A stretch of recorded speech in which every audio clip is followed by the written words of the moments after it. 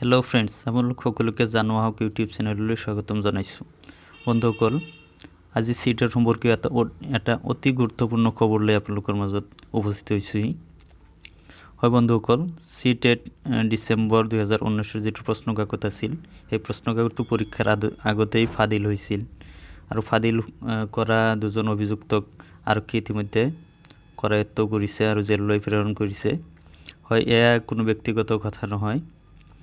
জাগৰণ নামৰ যিটো ৱেবছাইট আছে, নিউজ পেপাৰ হয়, নিউজৰ ৱেবছাইট, সেই তেওঁলোকৰ ৱেবছাইটতো এই নিউজটো আপলোড কৰিছে। আপোনালোকে গুগলত চাৰ্চ কৰি চাব পাৰে। ইয়াত চাওক, এই দুজন আছিল সেই অভিযুক্ত দুজন। এজন হ'ল ধীৰজ দ্বিবেদী আৰু আনজন চন্দ্ৰপাল।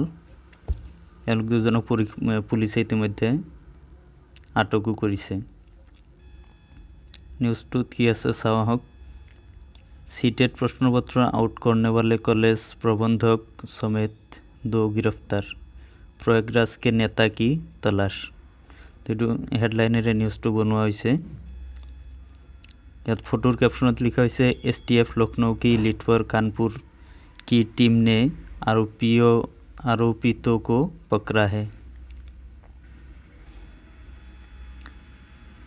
और নিউজটোত লিখিছে यूपी STF ने केंद्रीय शिक्षक पात्रता परीक्षा सीटेट का प्रश्नपत्र आउट करने वाले गिरोह का पर्दाफाश कर जालौन के BTC कॉलेज के प्रबंधक धीरज द्विवेदी उर्फ कृष्णा गोपाल और छात्र चंद्रपाल उर्फ जीतू के गिरफ्तार किया है। दोनों खुद भी परीक्षा देने चकेरी आए थे। आरोपितों के पास प्रवेश पत्र, व्हाट्सएप पर आया संभावित प्रश्न पत्र और नकदी बरामद की गई है।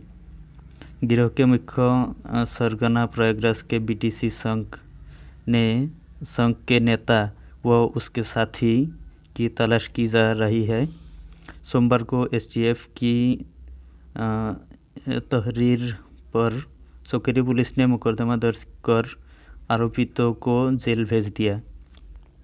तो बंधुসকল, লক্ষ্ণৌৰ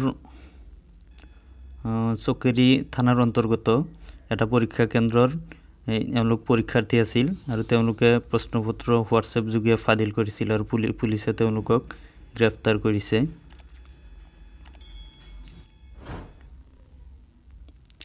ইয়াত চাওক, STF के प्रभारी निरीक्षक घनश्याम यादव ने बताया कि आरोपित धीरज के चाचा का जालौन में पंडित परशुराम द्विवेदी महाविद्यालय है। वो प्रबंधक और BTC विभाग का SOD भी है। कुछ माह पूर्व प्रयागराज के BTC संघ के नेता आलोक सेंगर वो साथी प्रिंस से उसकी मुलाकात हुई थी। आलोक ने ही प्रश्नपत्र आउट करा कर देने के बदले 5 लाख रुपए की मांग की। सौदा तय होने पर धीरज ने कॉलेज के छात्र जीतू की मदद से कोई छात्रों से 25 हज़ार रुपये में सौदा तय किया था।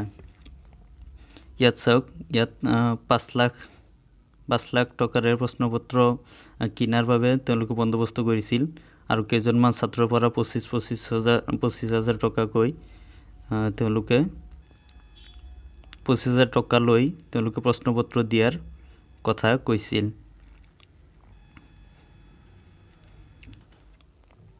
ইয়াত কোৱা হৈছে যে হোৱাটছএপ যোগে ফোনপে এপ আৰু অন্য মাধ্যমেৰে তেওঁলোকে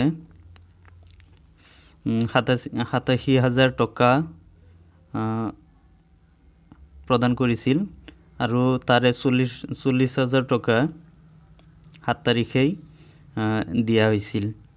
দি দিছিলে আৰু তাৰ বিনিময়ত 5টা প্ৰশ্ন আৰু তাৰ উত্তৰ তেওঁলোকক জনোৱা হৈছিল।